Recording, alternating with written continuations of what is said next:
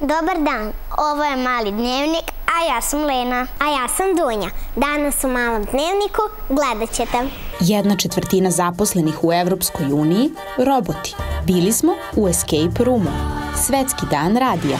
Poslednje istraživanja su pokazala da 1/4 zaposlenih u velikim firmama u Evropi čine roboti. A ljudi? Gde rade ljudi, Dunja? Pa i ljudi rade u tim istim firmama, samo rade druge poslove. Ako roboti nastavljaju da uzimaju poslove i mi trebamo da se zabrinemo. A što?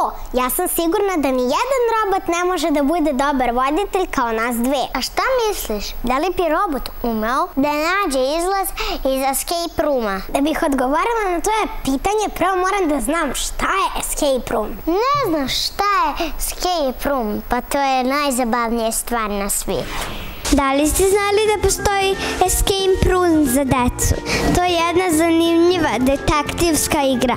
A kako se igra, sad ćete videti. Kad smo ušli u ovu sobu, videli smo poruku na kome piše da je prase nestalo. A na toj poruci da vam kaže u fascikli Top Secret, evo ko što vidite, nas nalazi poruka gde moramo da nađemo prase koje je nestalo. Posle toga smo našli fasciklu Top Secret koja je na stolu i unutra smo našli poruku. Bez ove poruke nismo mogli da otvorimo ovaj katanac i u ovom malom kovčegu se krijala druga poruka. Ova poruka odvela nas je do slike, a slika do drugog traga.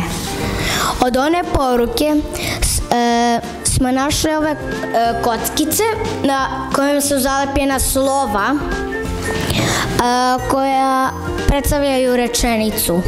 U toj rečenici pisalo je da se sledeći trag nalazi u balonima. U balonima smo našli poruke gde smo saznali da se prase krije kod ulaznih vrata. Za Mali dnevnik Tara. Studio! Pre pojave televizije, radio je bio jedini uređaj preko kog ste mogli čuti vesti, uživati u dramskom programu i slušati muziku. Znači, kad bi živela u prošlosti, ja i ti bi bile radio voditeljke i niko ne bi znao kako izgledamo. Baš tako, Leno. Današnji dan se slavi kao dan radija i zato pričamo o tome. I ne samo da pričamo, radio posvećujemo i naš sledeći prilog. Danas slavimo jedan važan dan, Svetski dan radija. Zato smo došli na Fakultet dramskih umetnosti da pitam Uroša kada je prvi put emitovan radio program. Zdravo, Uroše. Zdravo, Luka. Postoji više različitih datuma kada je prvi radio program emitovan. Ako pogledamo u svetu, prvi radijski program emitovan je eksperimentalno 1906. godine. Reginald Fessenden je tada emitovao 24.12. nekakav eksperimentalni program u kome je čitao evanđelje iz Biblije i pustio dve različite numere. Ali ako uzmemo u svetu prvi pravi datum, zapravo jeste emitovanje programa Stanice Krtka 1920. godine. Koliko se danas sluša radio? Zašto je uopšte važno da slušamo radijski program? U Srbiji se danas i dalje sluša radio. Od 7 miliona stanovnika, negde 2 miliona stanovnika sluša radio. Radio se više ne sluša preko radio aparata kao što se nekada slušao, ljudi ga slušaju u kolima, na internetu, tako da je dakle veliki broj ljudi koji ga prati. Mislim da je jako važno da ljudi slušaju radio, zato što radio pomaže da razvijate vašu maštu, razvijate kritičko mišljenje i generalno bilo kakvu vrstu mišljenja, tako da je zato važno da slušamo radio. Da li se danas na radiju prave neki programi za decu? Na Radio Beogradu se i dalje prave programi za decu. Postoje 3 različite emisije koje se prave: Dobro jutro deco, Familiologija i Klincijada. Te emisije su uglavnom govornog sadržaja. Hvala, Uroše. Čuli ste, Uroša, postoji mnogo razloga zbog kojih bi trebalo da slušate radio. Za Mali dnevnik Luka, studio.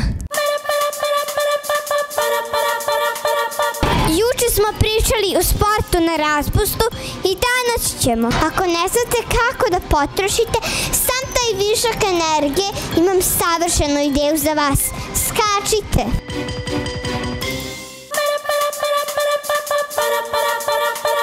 Ko kaže da da se zimi ne mogu nositi suknjice.